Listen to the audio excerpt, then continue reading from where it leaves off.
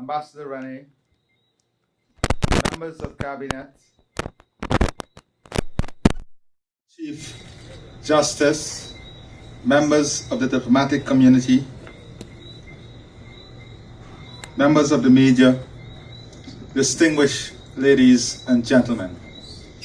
It gives me great honor and privilege to be able to share some thoughts on this very significant day. But perhaps before I even get into sharing some thoughts, I want to share some insight into what Ambassador Rene would have said. A few days ago, I said the world is in what I term a reset mode. And in that reset mode, multilateralism is challenged by the strength of bilateralism. So the strength of bilateral relationship is key, but it is the collective strength of bilateral relationship that would ensure the multilateral relationship and environment survive. And it is important for us to navigate this reset mode with a clear mind and clear thoughts, and not knee-jerk reaction. Because in this reset mode, like any other reset mode, policies, changes to policies, ideas, changes to trade arrangement are coming at a very rapid pace and are changing itself as fast as it comes. So leaders, organizations, and businesses must carefully evaluate the complexity of the environment. Otherwise, you can make serious mistakes in decision making for your businesses and for leaders for our countries. And I'm very happy that my dear friend, Ambassador Rene, spoke about the increase in the trade between Guyana and the EU. And he made the point that we have a tremendous surplus. I hope that surplus does not come with a revaluation for tariffs. But I'm happy that he qualified the surplus by making it clear. And we are very happy, and we'll accept your thanksgiving, that we are contributing positively to energy security of Europe. So whilst, yes, the trade surplus is a result of crude oil, you must acknowledge that Guyana is contributing positively to the energy surplus, energy security of Europe. And I think you deserve a round of applause for that.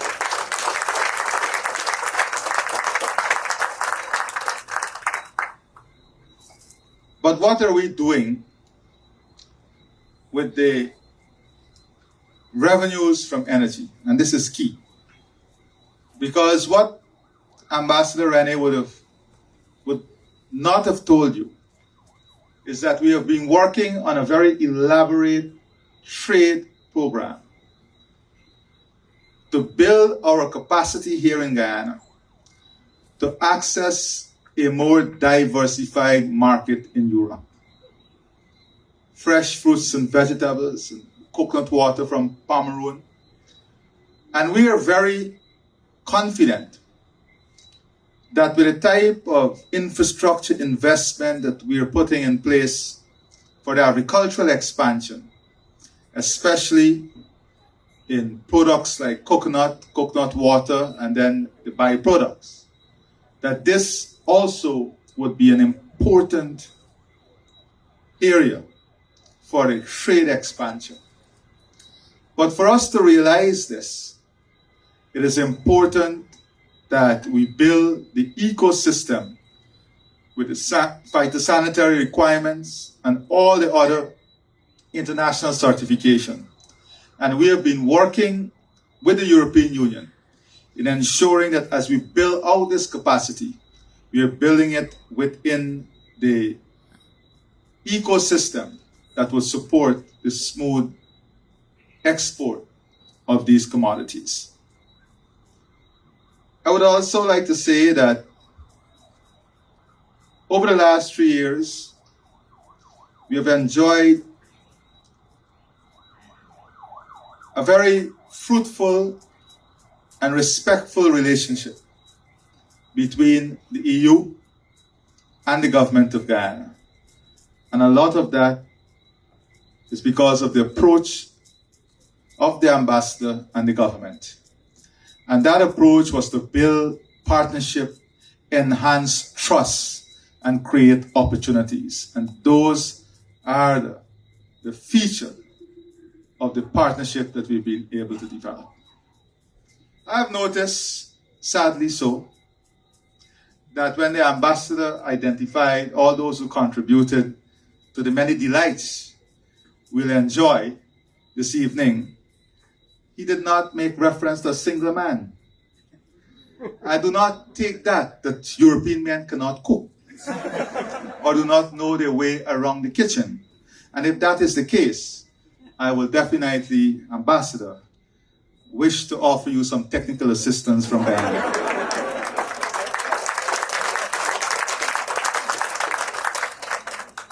So I am honored to join you this evening alongside a distinguished ambassador, and of course, his beautiful wife, and the European Union family here in Guyana, as we gather to commemorate Europe Day, a celebration of the enduring peace, unity, and cooperation that defines the European continent. First, I wish to convey Guyana's sincere appreciation for the European Union's unwavering support to our border controversy with Venezuela.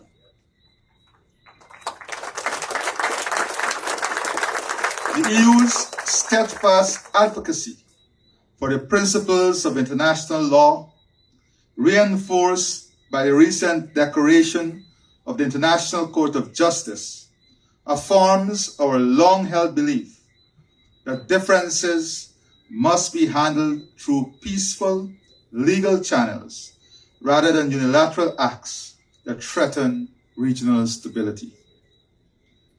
This principled commitment to peaceful resolution reflects the very principles we commemorate today. On this occasion, we reflect and celebrate the legacy of the French Minister of Foreign Affairs, Robert Schuman, whose leadership laid the foundation for Europe's global peacekeeping role. His profound statement, and I quote, "World peace cannot be safeguarded without the making of creative efforts proportionate to the dangers which threaten it." End of quote. This advice continues to resonate even louder in our world today. Inspired by this vision, European Union emerged as an international political and economic organization founded on core values, including democracy, rule of law, freedom, equality, and respect for human rights. These principles extend beyond EU boundaries, creating meaningful partnerships with various nations worldwide, including Guyana. As we navigate this transformative period in Guyana's history, marked with unprecedented economic growth and development opportunities, we remain steadfast in our commitment to these principles. The rule of law is not merely an abstract concept, but as a bedrock upon which we are building our future. It guides our governance, our resource management, and our vision for an inclusive society where prosperity is shared by all Guyanese. The enduring friendship between Guyana and the EU dates back to the signature of the Forest Convention and the subsequent Georgetown Agreement in 1975, which established the ACP group of states. Since then, our collaboration has advanced across many sectors, such as trade and investment, grant and aid assistance, climate change, forestry, energy and information, communication and technology.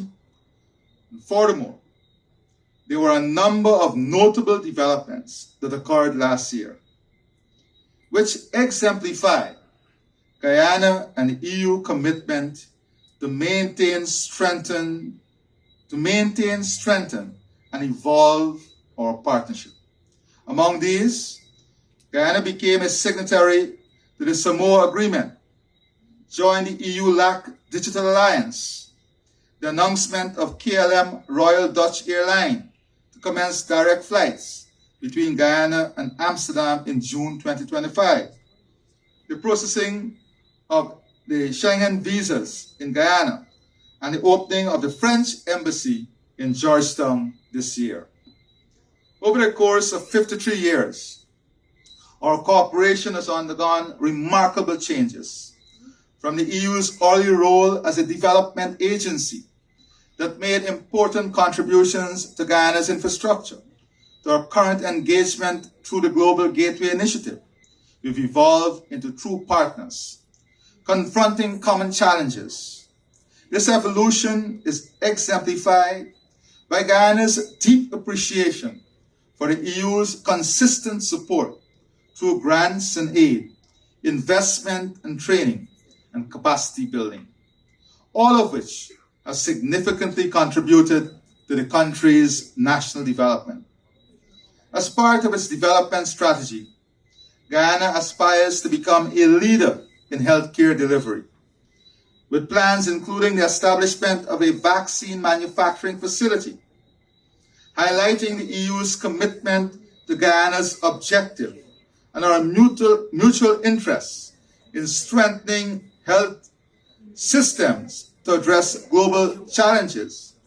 Guyana recently signed with the EU an agreement that would allow us to achieve this objective. Each year, mention must be made to the fact that the EU has been and continues to be one of Guyana's largest trading partners, which is facilitated through the CARI Forum. The EU Economic Partnership Agreement. In 2024, the EU imports from Guyana were valued at US $9.7 billion. More importantly, since the discovery of oil, there is an increasing demand for Guyana's crude, with that being the top export to the EU. In the year 2024, 66% of Guyana's crude were exported to Europe. On climate change, Guyana commends the EU's leadership. The EU has consistently led the global fight against climate change through financial support to developing countries. In partnership with Guyana, this commitment has materialized through our Forest Partnership MOU and the Voluntary Partnership Agreement aimed at promoting sustainable forest management and combating illegal logging.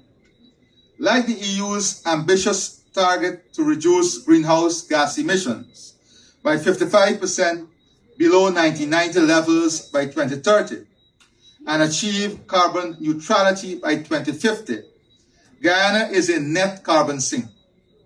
The shared commitment between the EU and Guyana has fostered active collaboration as we work together towards these critical environmental goals.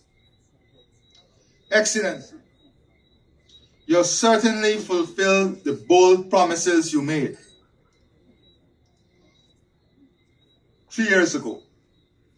The increased political attention to Guyana, the establishment of the EU-Guyana Chamber of Commerce, and the remarkable growth in our trade relations. These are all testament to our dedication and vision for our partnership. The partnership between Guyana and the European Union remains strong and enduring, built on shared values, mutual respect, and a history of constructive cooperation. However, in a global order increasingly threatened by economic protectionism, unilateralism, it is imperative that both sides engage in meaningful dialogue aimed at recalibrating their relations to better address current and emerging challenges. Such engagement will help ensure that this vital partnership remains responsive and mutually beneficial in the face of shifting global dynamics. The present situation demands that we deepen economic cooperation between Guyana and the EU. This year marks an important moment in Guyana's democratic journey as we prepare for national elections. The European Union has been a steadfast defender of democracy. Guyana deeply values the EU's principled support for democratic governance, transparency, and the rule of law.